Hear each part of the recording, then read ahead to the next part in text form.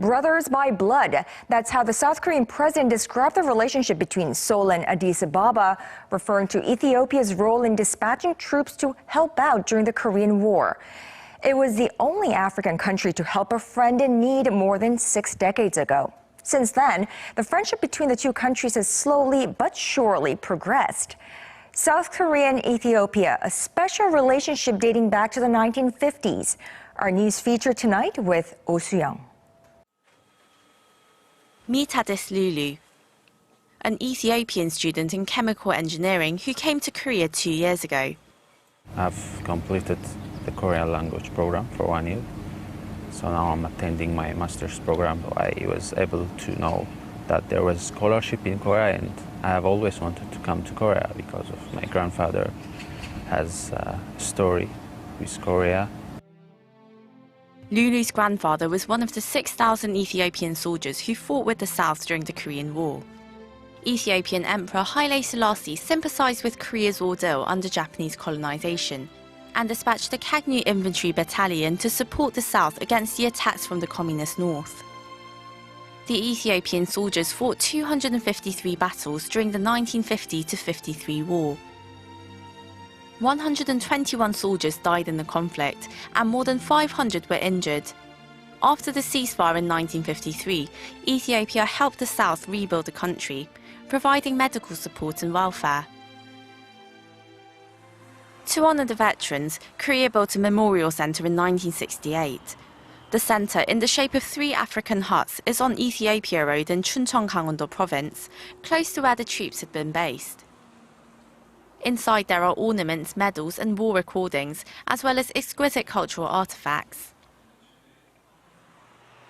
Across the street, there's a coffee shop that was also built in 1968 by a Korean couple who was greatly moved by the veteran support. You can taste the fresh floral tones of Ethiopian coffee prepared the way you like it, from traditionally brewed to perhaps a latte. The family has kept the establishment alive with some of the finest Ethiopian coffee beans and traditional coffee roasting rites. The coffee house even had a visit from the Ethiopian emperor, and since then it's become a place of pilgrimage for Ethiopian diplomats and travelers alike. They shed tears when they come, remembering their emperor.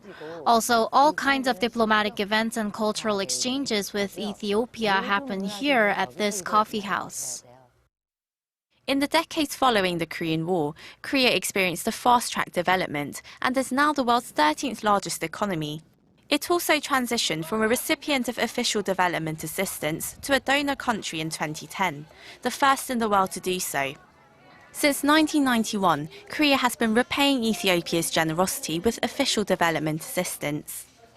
In terms of the budget supported, Ethiopia is the largest beneficiary among the African countries. KOICA touches upon the goals of areas of focus, which are health, education, rural development, public administration, ICT, and other cross-sector issues such as climate change and gender.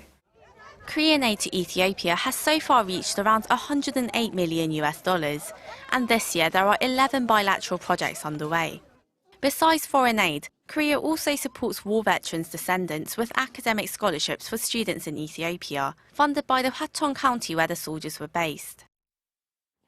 Many of the veterans' grandchildren in Ethiopia couldn't afford to go to school, but now most of them do, and they even go to university with our full support.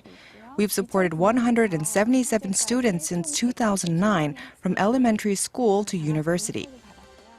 Most of Ethiopians do appreciate that Koreans are helping, especially in the education sector.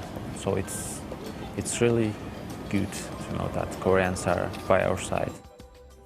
As the unique relationship of Korea and Ethiopia continues down the generations, President Park Geun-hye's visit is widely anticipated to strengthen relations, adding a brand new chapter to their story of friendship.